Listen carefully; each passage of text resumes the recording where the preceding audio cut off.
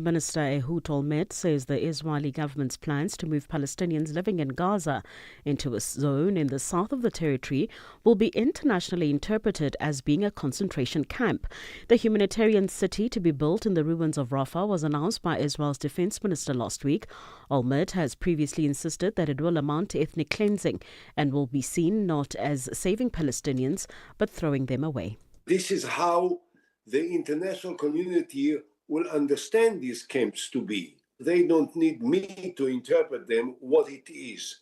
When they are doing it, and those who are in charge of doing it are the ones that say that we should actually get rid of all the Palestinians living in Gaza and that all of them are Hamas and therefore they have no right to exist.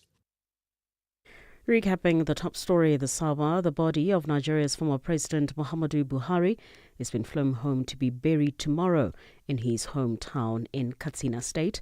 Buhari died in a London clinic yesterday at the age of 82.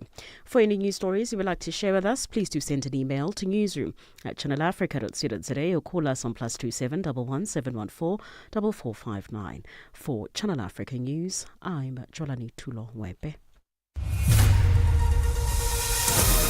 SABC News. The African Perspective.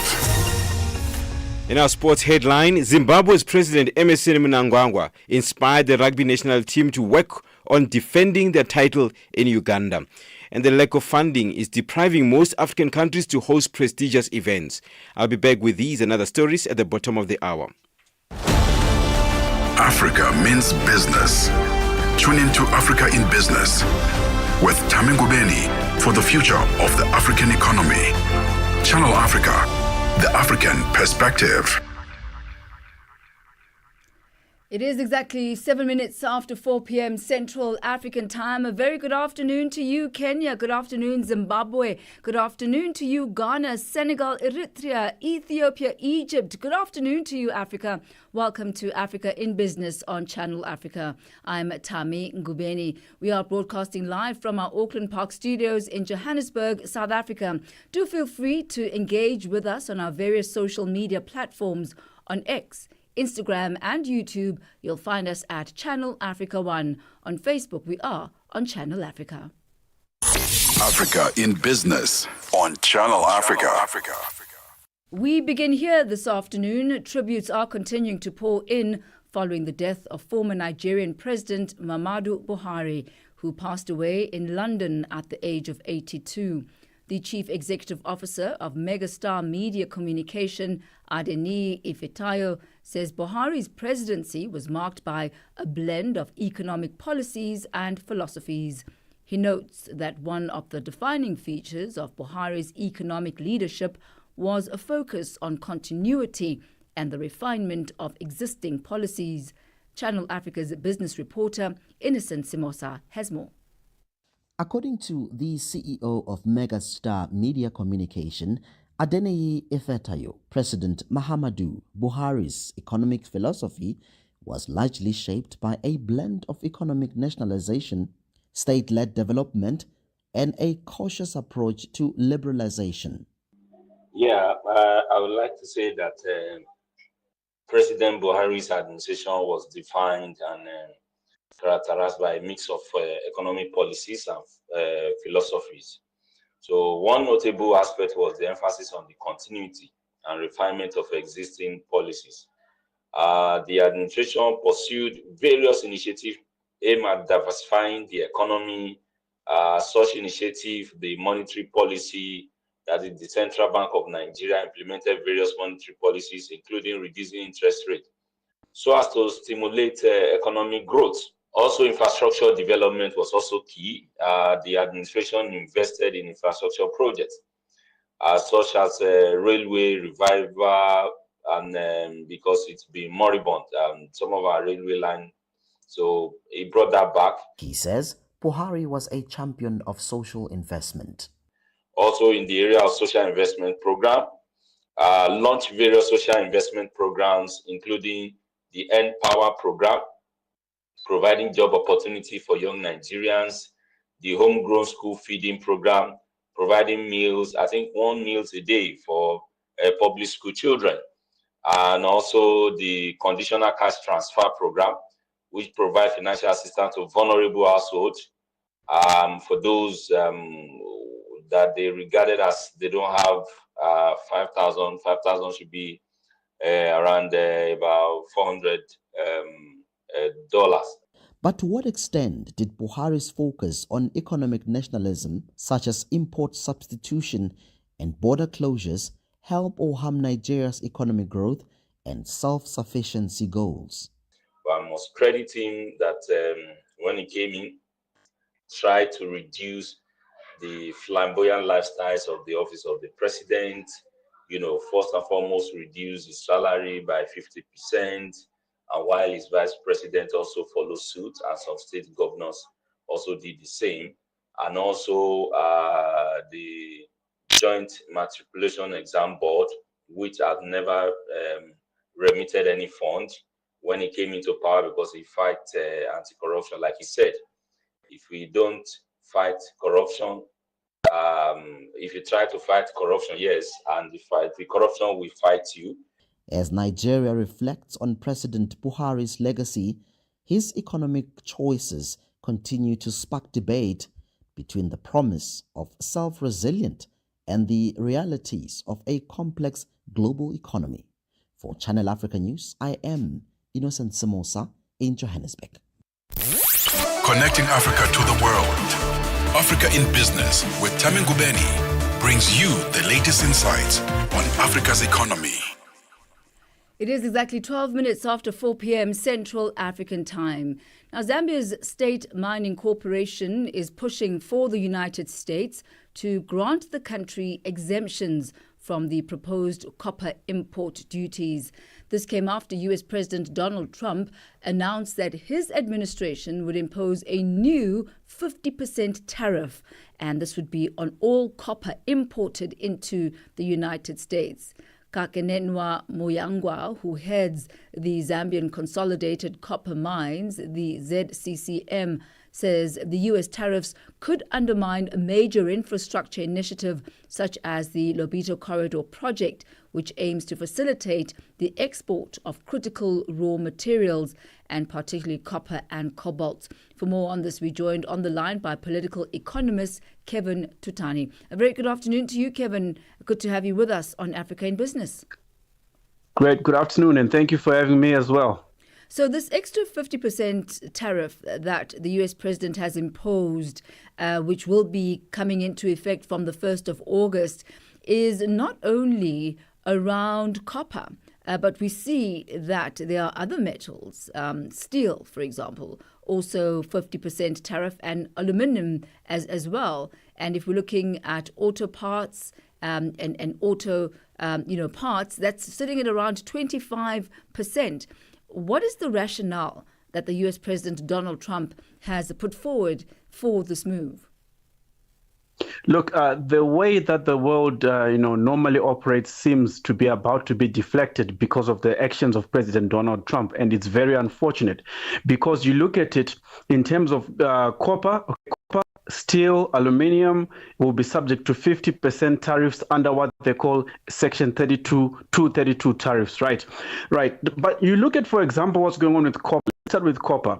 The United States of America does not have enough capacity to mine as much copper as it needs, to process as much copper as it needs. So to start with, this does not make any sense at all. All right. So it's the second largest consumer of copper in the world, the United States of America, but it has 3% of processing capacity. So essentially, it looks like it's going to be the USA is not only going to shoot itself in the foot, but it's also going to shoot other countries that trade with it in the foot. That's what things are looking like at the moment. The flip side of that is there have been some in the mining fraternity in the United States saying this is very much needed, that this is the type of move that will once again revive what really was now a rather latent industry within the United States. Well, look, if you're a mining company or you're a refiner of copper and all these other metals that will be subject to 50% tariffs, such as aluminium and steel, and you are in the United States, you will push for those tariffs to be implemented because there are a number of reasons why those tariffs, the miners and the processors want those tariffs. For example, the price of copper on the London Metals Exchange today, it's being priced in the normal range, but in the United States, the price of copper within the United States has already gone up by about 30% higher than the global average price, which is referenced through the London Metals Exchange. So that's the price of copper which will be sold in the future, which are futures contracts. So essentially, what this will do to any company that's mining and refining within the United States is that it will push their prices up and they'll get more revenue. So this is the mining companies and the refining companies in the USA simply just playing along with politics on the basis of greed, because it does not make any sense. Besides them getting higher profits, there's going to be shortages of all these metals within the USA. And when they are going to be made available, they're going to be more expensive. So it really doesn't make sense. And what impact is this likely to have on other copper exporters? I'm thinking of Chile, of Brazil, and India, for example. Yes, you look at Chile and Peru. They're the world's largest producers of copper, okay, and they have decent refining capacity, though not as much as China. You look at Zambia, it's Africa's second largest producer of copper. So now what this is going to do really is going to make demand for these commodities decline by a margin. We don't know as yet by what margin. What we know is there's going to be a decline in demand, essentially on the basis of higher prices cause a fall in demand. But then as time goes on, we will see how much of the margin of the fall in demand is going to happen. So there's definitely going to be a fall in demand. As far as Zambia is concerned, how might Zambia's copper export revenues be affected by this 50% tariff? Well, they should be. Like we're saying, we're going to see a decline in demand of copper on the basis of United States, obviously having slower demand for that, is the second largest consumer of copper in the world. So Zambia's output is definitely going to be affected by that. And they are in a really challenging situation. Since the tariff situation began with Donald Trump, the looking and scouting for new markets has really been key for many of the countries impacted. So will exporting to other markets mitigate this potential revenue loss for the Zambian miners? And what are the other potential markets that they could be looking at importing to? Thank you for this question. Well, look, diverting this trade will not particularly make sense for a number of reasons. And major amongst those reasons is the fact that the USA is the largest economy in the world. All right. So if you have an economy like that now, making it complicated for you to export there, no matter where you divert to, really, you're also going to see that the demand for your product is going to still remain reduced. So a number of alternatives that I have been figuring out that Zambia could, get towards. Zambia, South Africa, and Zimbabwe within Southern Africa and also closely located to each other, they can actually divert some of these commodities such as copper, steel, aluminium to begin to build their own value chains for electrical equipment and railway equipment, that kind of infrastructure. If the governments of these three countries begin to, finance the development of this equipment, electrical equipment, railway infrastructure from scratch, they can find success. The capabilities of building this infrastructure, developing this equipment, transformers, electricity transmission lines, the capabilities of developing this technology, we already have the capabilities within Southern Africa. So if they create demand within Southern Africa, for instance, with their governments being the purchasers, then it's going to be a great win. So this is a rare opportunity for them to make the most out of this situation. So it really is an opportunity. We've been speaking about beneficiation and really looking further down the value chain instead of just exporting, raw material, actually start manufacturing within Southern Africa, as you've highlighted. We've heard from Kakenenwa Muyangwa, who heads up the Zambian Consolidated Copper Mines, and he says that these tariffs could be disruptive to the Lobito Corridor rail project, thus undermining Zambia's strategy to boost infrastructure connectivity. Your thoughts on this? Yeah, I do agree with him, and because look, the corridor is expected to cost between 1 billion to 2.3 billion. They haven't quite determined the exact cost. This is engineering. Some of the costs you find out when you're on the ground. So it's going to cost a bit of money, between 1 billion to 2.3 billion dollars. That's what it's going to cost. So now, depending on what the outcome of the 50% export, the 50% tariff on copper, will be. Let's just suppose that the demand for Zambian copper falls by 50% due to these tariffs. What that means essentially is that the Lobito corridor is not going to continue to make commercial sense. It might get out of commercial viability simply because of the prevailing levels of demand, which might ensue perhaps within the medium term and perhaps even into the long term. So this could definitely undermine the feasibility of this corridor, and it could be abandoned, this railway infrastructure from northern Zambia all the way to Angola. So we hear Zambia is going to be petitioning for an exemption. What would it take for the United States to grant them this exemption from the 50% tariff? Look, this is President Donald Trump that we're dealing with, very unpredictable. So to be frank, I think the way I am seeing it, he might agree to it, he might not agree to it, with a larger probability of him not agreeing to it, because it doesn't quite, look on, African countries and possibly weaker nations with the respect that are due to them, as far as I've determined. Kevin Tutani, we thank you so much for your commentary and your insight this afternoon. Very much appreciated, sir. Thank you too. Thank you. That's Kevin Tutani. He's a political economist on that particular story. 50% extra new tariff now on the import of steel, copper, cobalt. Text us to 21 minutes after 4 p.m. Hi there. Do you want to elevate your business and give it a voice in South Africa and Africa as a whole? Well, in that case, let Channel Africa make this a possibility. Channel Africa is willing to advertise your business for as little as 30,000 rands or $1,719.18. To get access to these great rates, send all requests to mukwenata@SABC. That's MOKOENATA@SABC. Channel Africa, the African perspective.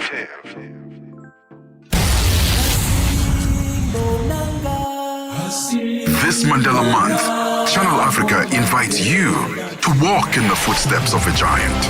From the prison yard of Robben Island to the halls of the United Nations, Nelson Mandela's legacy reminds us that service, compassion, and justice are the building blocks of real freedom. En cette journée Mandela, que nos actions fassent écho à son héritage. Alionyesha dunia ya kwamba sauti moja yaweza kuhamasisha mataifa. Mandela ensinou-nos que a liberdade não é dada, mas sim conquistada através da coragem e sacrifício. Join us as we reflect, remember, and reignite the spirit of Madiba across the continent.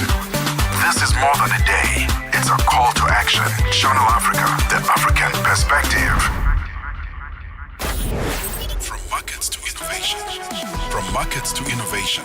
Africa in Business with Thami Ngubeni covers it all. With Africa's future in focus. Channel Africa, the African perspective. It has gone exactly 23 minutes after 4 p.m. Central African time. In just a moment, we'll be focusing on the Botswana Central Bank's decision to allow the depreciation of the pula, which is their currency, over the next year. We'll find out the reasons why.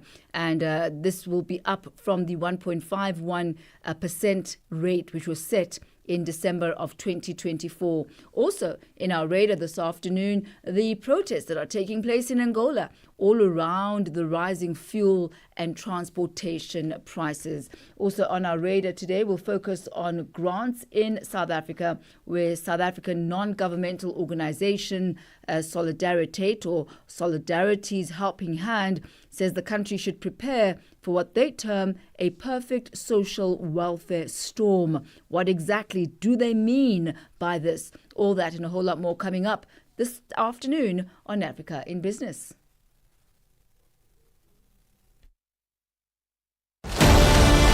Africa means business. Tune into Africa in Business with Thami Ngubeni for the future of the African economy.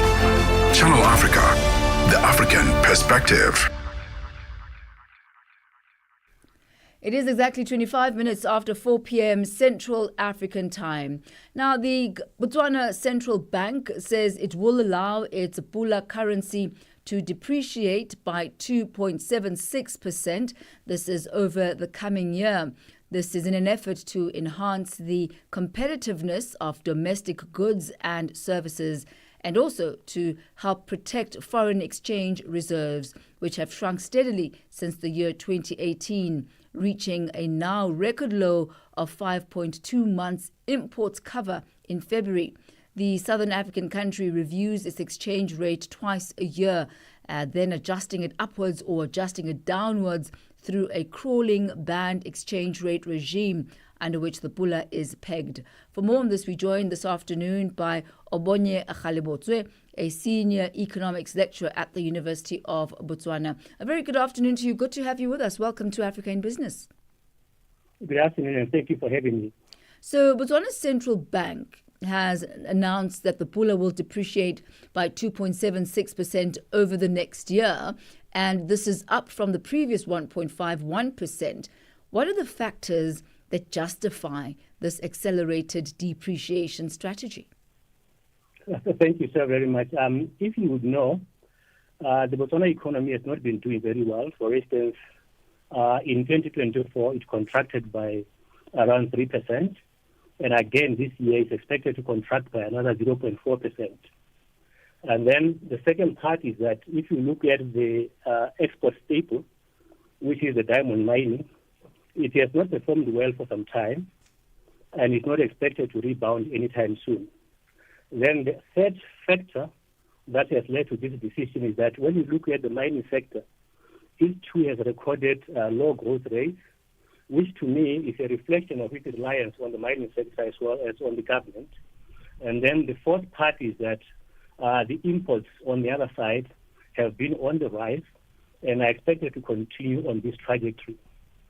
And if you take this as a collective, you find that the country recorded a trade deficit since September 2023. And the combination of slow economic growth, low export revenues, increase in imports, tend to put a downward pressure on the domestic currency. And the current exchange regime is such that the value of the Pula is determined not by the market forces of demand and supply, but rather it is determined by the government.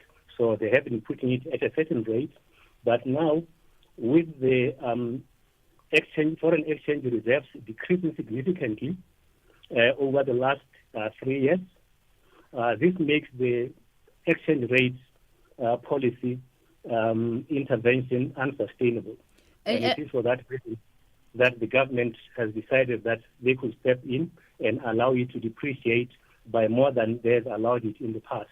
This is more, to me, in response to the downward pressure that has been exerted on the domestic currency. You mentioned the rise on import dependence, and what a weaker currency often leads to is higher import prices.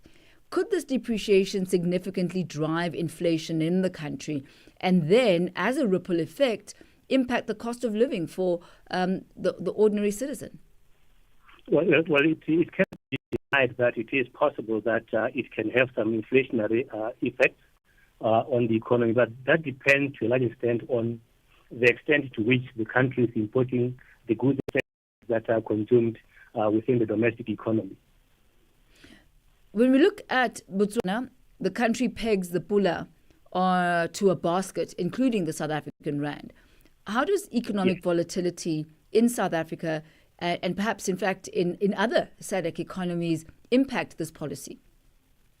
Well, the Pula is pegged to both the South African rand and the SDR, which is special drawing rights of the IMF, and it is currently pegged at a 50%, which means that when the South African rand experiences some volatility, that volatility is moderated by the pegging of the Pula to the other currencies which are more stable. So in a way, we can say the volatility yes, it affects us, but it is moderated by the influence of the other currencies to which the pula is pegged to, which in the main will be the ones against which the South African rand will be gyrating against. You mentioned a bit earlier on the country's reliance on diamonds, for example, and there has been a market downturn as far as diamonds are concerned. What other sectors hold the most promising potential for Botswana's economic diversification outside now the diamonds trade? We have the tourism industry, which is the second largest foreign exchange earner. We also have the agricultural sector, which for quite some time the beef industry had been at the pole position until the diamonds came in and then took over from the beef industry. We also have a bit of the copper and nickel. We also have salt and soda ash, which I think they hold some potential to diversification of the economy away from over-reliance on the diamond sector. But I can also mention that the agricultural sector too has got some potential, given that Botswana has got vast expanses of land which it can cultivate and produce some agricultural products in there. All right. We'll have to leave it at that for this afternoon, but thank you so much for that update, as well as just a global look at the economy of Botswana and where opportunities lie during this time. We thank you for your time, sir. Thank you so much for having me. Thank you. It's been a pleasure. He's a senior economics lecturer at the University of Botswana, Mr. Obonye Akhalebotswe. He takes us to exactly 4:30 Central African time as we turn our focus now to the markets desk, where Chanduko Legege is standing by with your latest market indicators.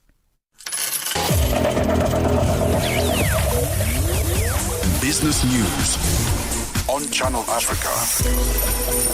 The African Perspective. Thank you, Thami, and good afternoon. These are your financial indicators from the African continent.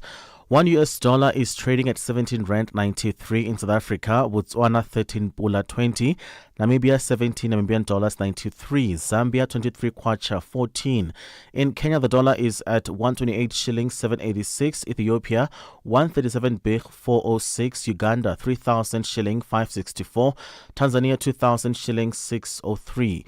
$1 in Nigeria is at 1,000 naira 527. In Egypt, the dollar is 49 Egyptian pound 47. Tunisia 2 dinar 88. Algeria 129 dinar 432. Morocco, the dollar will cost you 90 rand. In Angola, the dollar is at 912 kwanza, while the Congolese franc is at 2,866 to the US dollar. Commodities, gold is at $3,357, platinum at $1,357 per ounce, the price of Brent crude oil at $70.56 a barrel. That is all from me. For any business stories you'd like to share with us, please send us an email to newsroom@channelafrica.co.za, or you can call us on +27 11 714 4459. For Channel Africa Business, I am Chanduko Ligege.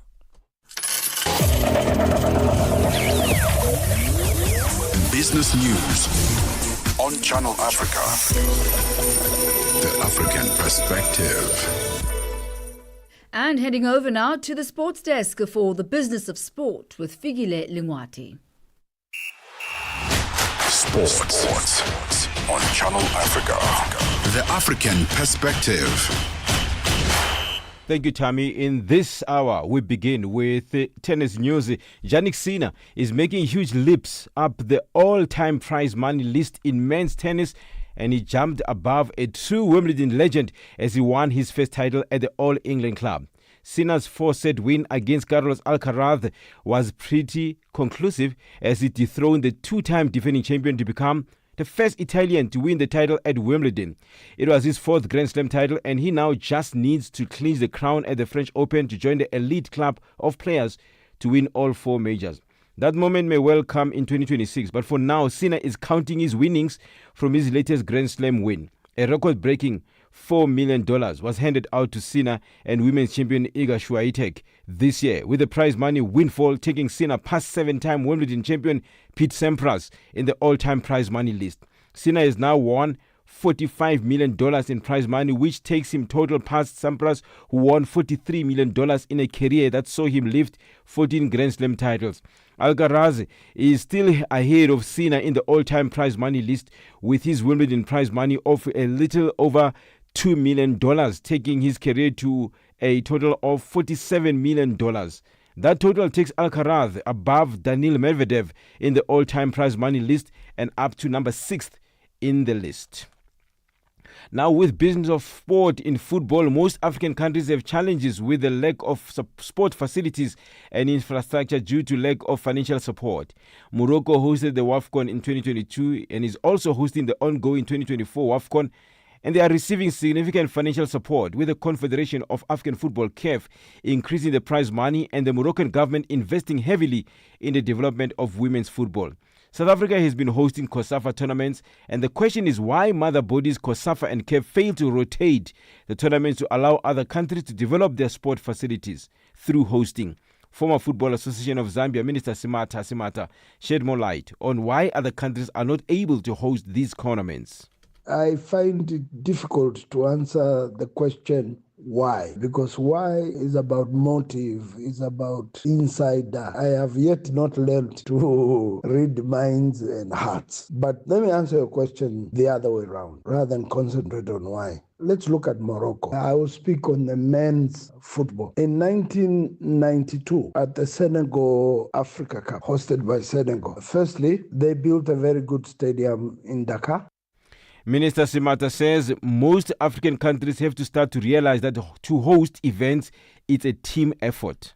For the rest of us in Africa, I think we think these things come like an atomic bomb, undesigned, uncalled for, and there we are. We have all the facilities, we have everything. How much planning is in the rest of the African countries? And I mean being strategic planning, not one individual standing up and sharing a vision. The sooner that we reduce our national associations to plans, the better. Zambia sports journalist and analyst Wezi Mazonda elaborates on why hosting of these prestigious events rotates among same countries. I think there's a process in place, a bidding process. So when bids are open, I think respective countries can throw in their bids. And those who feel they have the infrastructure, the facility, the political will, because it's all about money. Do you have the money to invest in the hosting of those events? The hotels, transport sector, the health system, is everything in place and everything in order? Morocco has taken risks to host events of this magnitude in close proximity to boost their economy. Mazonda elaborates. What Morocco has done is invested heavily in developing infrastructure, obviously, and all sectors, facilities that are needed for a country to host an event of that level. And if anything happens, in case of a challenge, in case of maybe a cancellation of a country to host that event, they'll take it up. They want to do it. It's a vision that they have, and they obviously know where they want to be, and I'm sure they've seen that it's working for their economy. It's improving that country's economy. At the end of the day, is how best do you want to improve that country's economy? Are you ready to take that risk as a country, as organizers, to ensure that development happens? And when you're given the chance to host, whichever country is given that ability to host, are you going to manage? Do you have the financial resources? For any sports stories you'd like to share with us, please do send an email to newsroom@channelafrica.co.za or call us on +2711 714 4459. This is Channel Africa Sport with me, Figile Lingwati. Sports on Channel Africa. The African perspective. Africa in business on Channel Africa. It has gone exactly 4:39 Central African time. Do continue engaging with us on the various social media platforms on X, Instagram and YouTube. You'll find us at Channel Africa 1. On Facebook, we are at Channel Africa. If you have any sport, news or business stories that you'd like to share with us, do send us an email to newsroom@channelafrica.co.za. You can also alternatively call us on +27 11 714 4459. We are also live streaming as we speak on our YouTube page, but you can also go to SABC Plus, download that app, which is available on the Google and Apple Play stores. So you get to not only listen to Channel Africa, you also get to watch us as we do what we do for you. It's exactly 20 minutes to 5 p.m. Connecting Africa to the world. Africa in Business with Thami Ngubeni brings you the latest insights on Africa's economy. We turn our focus now to Angola, where Angolan citizens have over the past week filled the streets of Luanda in order to protest against the rising fuel and transportation prices. Now, the protest followed an announcement by the government to raise diesel prices from 300 to 400 Angolan kwanzas. That's from 40 US cents to 44 US cents per litre.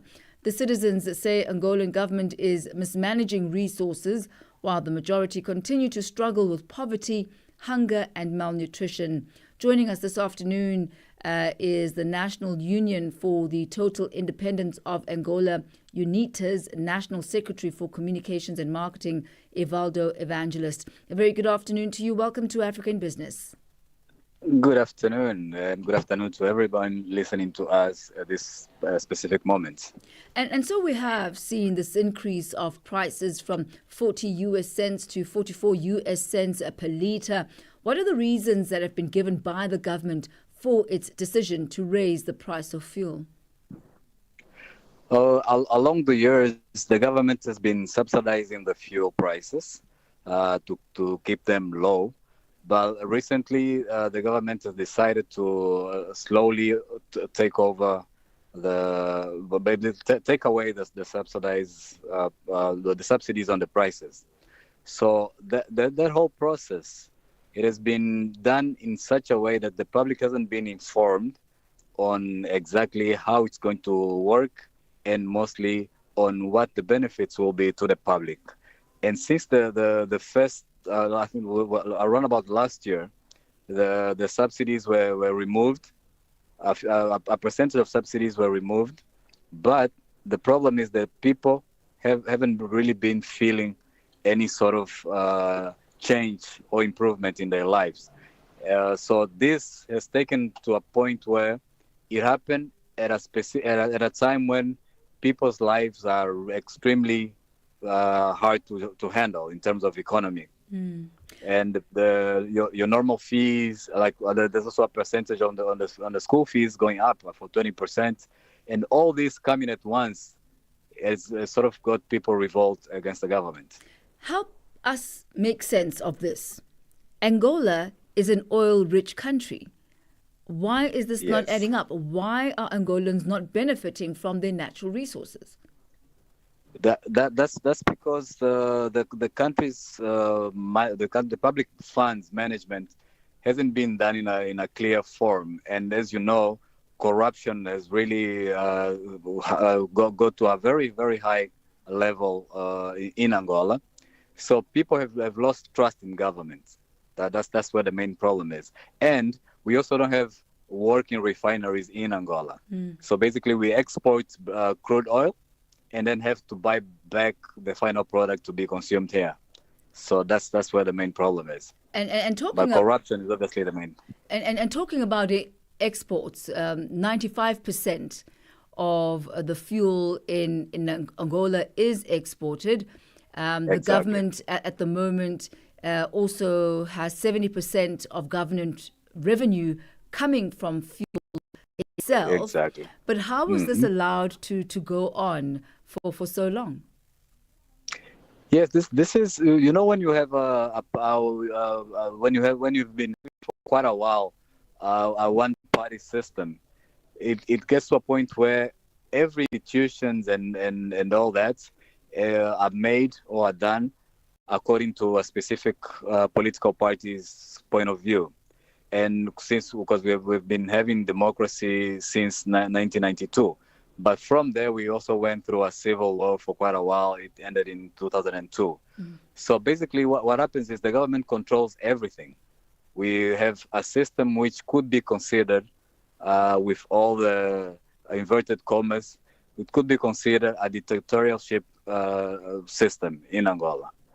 So basically the government decides and everybody just has to follow. When people try to protest against that, people some of them are arrested, and in some cases, which happened in the past, people get killed as well.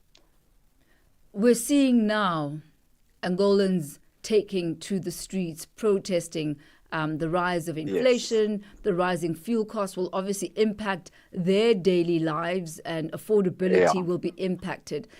But can the citizens realistically absorb these costs without targeted government support? And does there seem to be movement from the government in order to try and buffer the ordinary Angolan? I guess that's where the main problem is. And this is what took most civil society organizations to call up these street protests, because the civil societies have been calling the government for debates on these matters, but the government hasn't been really keen on listening to them. A lot of proposals are submitted, they've been ignored. So there hasn't been any signs of any sort of movement towards solving the economic situation as it gets worse. Up until today, we still get families running to rubbish bins to try and eat something, and they basically, like right now, funny enough, as I'm talking to you, there's a family in front of me sitting around the rubbish bin waiting for somebody to go throw the rubbish out so that they can get something to eat. So there hasn't been any movement from the government towards making things better as we speak. And how long are these protests expected to continue for? Is there an indication? According to the organizers, because now we're talking about civil society, according to the organizers, the Saturday protest has been basically stopped by the police. We had over 10 people who were wounded with tear gas grenades. And amongst those people, there were also members of parliament from the opposition party. So one of them was injured, but as I spoke to him just a few hours ago, he said he's getting better and is at home. They promised to not stop until they're heard. So we'll wait for them to tell us when will the next ones take place. And now we're only talking about civil societies, yeah? And I guess also, as you say, waiting to hear what the government will do and how they're going to respond to this. We thank you so much for your insight this afternoon. Yeah. Thank you very much. Thank you, sir. That was the National Union for the Total Independence of Angola, UNITA's National Secretary for Communication and Marketing, Evaldo Evangelist. He takes us to exactly 4:48. Este é o Caleidoscópio de Canal África, com Remo Samo e João Yabalá.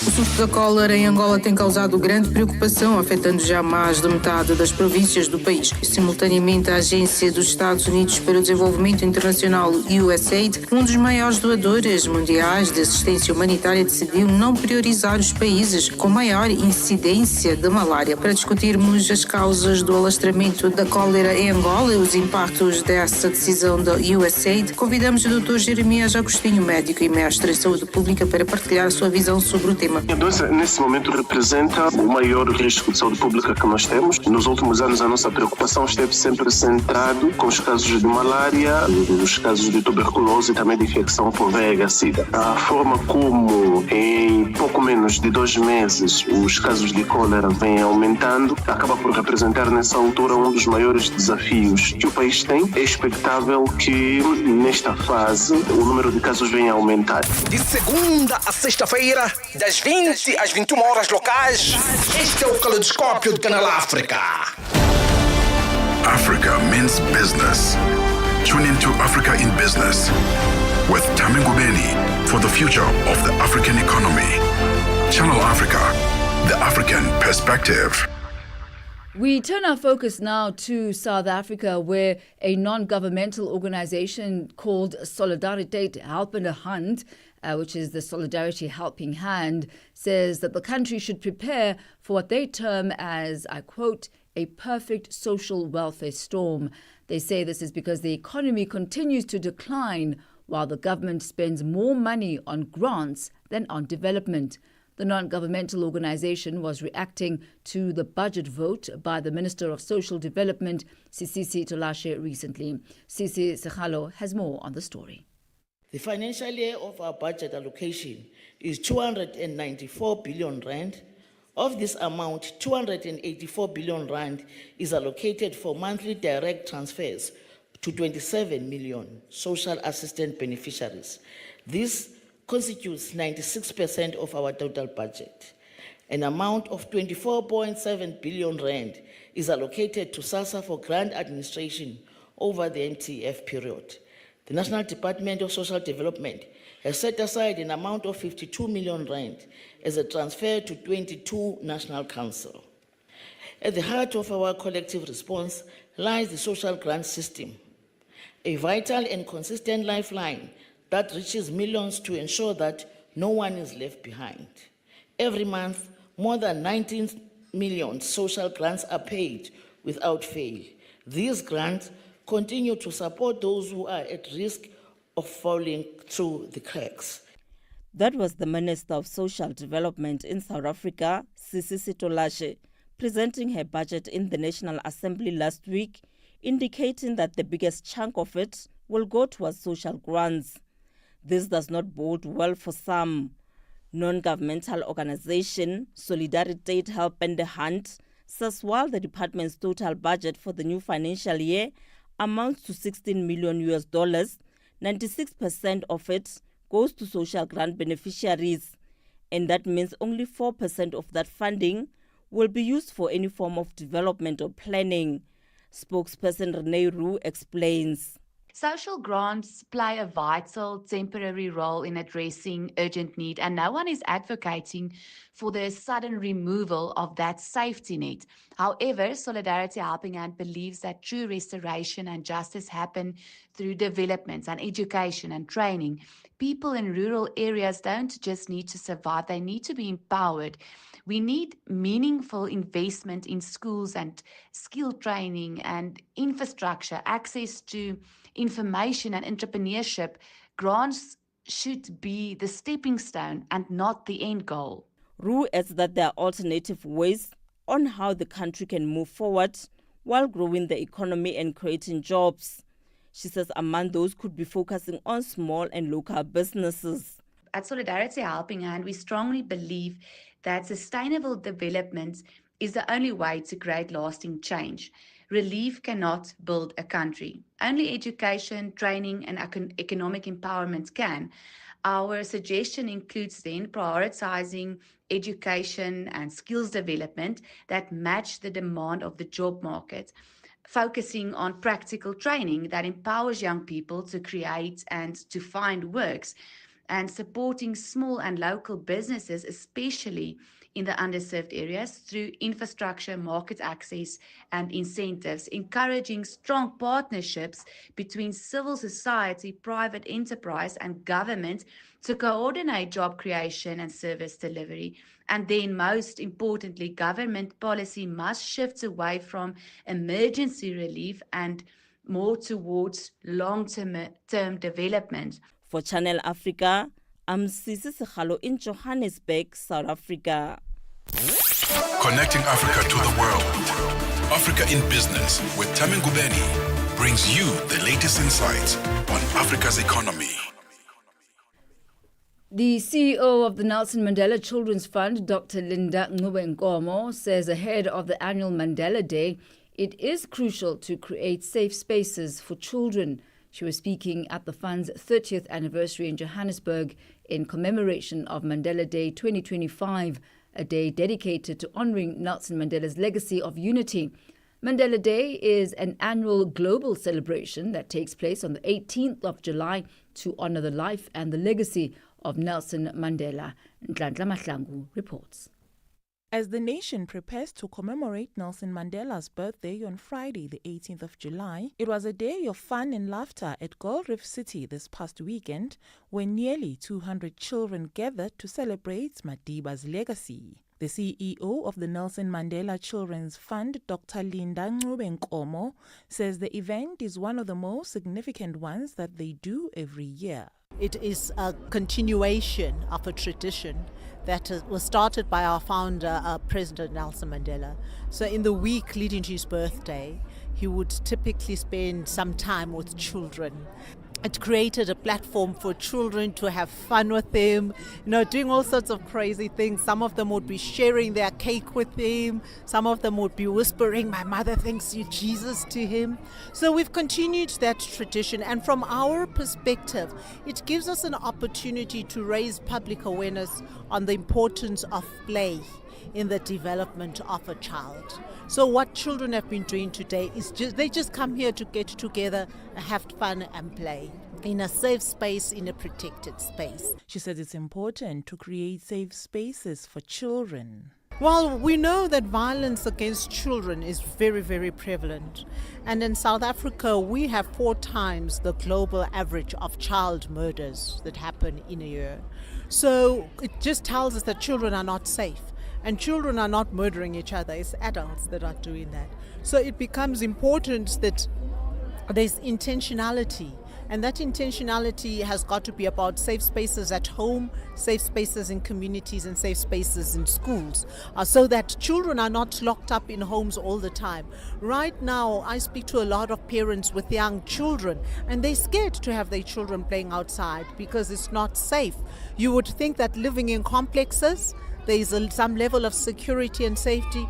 No, even in those cases, children are not safe. So it's beyond crucial for us to create those spaces, to create that awareness, and to take on the responsibilities at an individual level of ensuring that children are indeed safe. And that report put together by Nhlanhla Mahlangu, talking to the CEO of the Nelson Mandela Children's Fund, Dr. Ngubeni, takes us to exactly 4:57 Central African Time as we make way for Vue d'Afrique avec Joël. Bonjour. Bonjour Thami, bonjour à tous les auditeurs de Channel Africa. Alors sur Vue d'Afrique, on parlera de la Centrafrique où l'opposition exige des changements au sein de l'autorité nationale. On parlera également des réactions au Cameroun après l'annonce de la candidature du président Paul Biya, mais aussi du club anglais de Chelsea, sacré champion du monde. C'est en sport et c'est tout à l'heure sur Vue d'Afrique. Merci de rester connecté. Merci Thami. Merci Joël. That's how we bring it to an end on this Monday afternoon. Thank you to our producer Mabu Boloka, our technical operator Tato Mopuroma, and on social media Nomalanga Butelezi, and on the desks, news desk Ujwala Netulengwape, economics desk Chandulukeke, and from the sporting team Figile Lingwati. I'm Thami Ngubeni. This has been Africa in Business on Channel Africa. You have yourself a splendid evening further as we hand you over now to the French desk for Vue d'Afrique. Au revoir.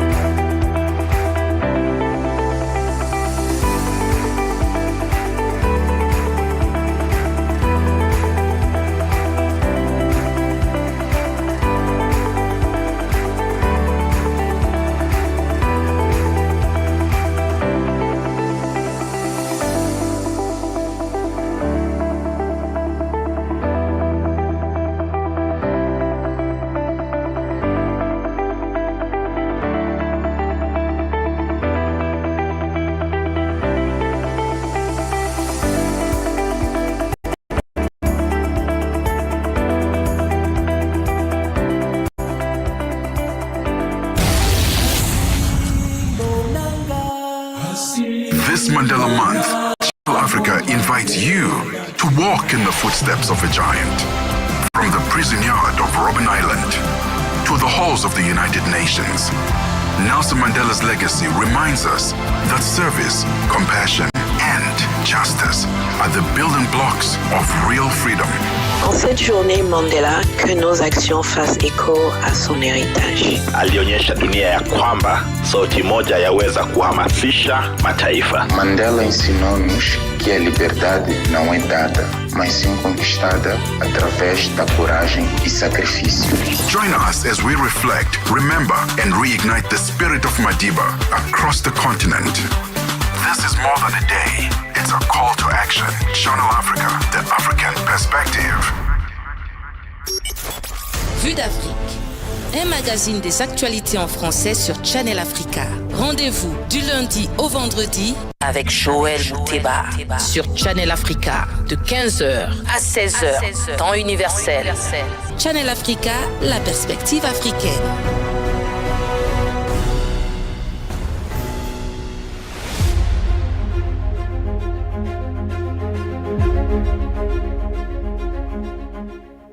Bonjour à tous et merci d'avoir honoré ce nouveau numéro de Vue d'Afrique, le magazine d'actualité africaine sur Canal Afrique. Nous émettons depuis nos studios d'Auckland Park en Afrique du Sud et je suis Joël Mouteba à ce microphone. Catherine Maleka assure la mise en onde de cette édition d'information dont voici les grandes lignes. En Centrafrique, l'opposition réunie au sein du bloc républicain pour la défense de la Constitution exige des changements au sein de l'autorité nationale des élections après le report des élections locales.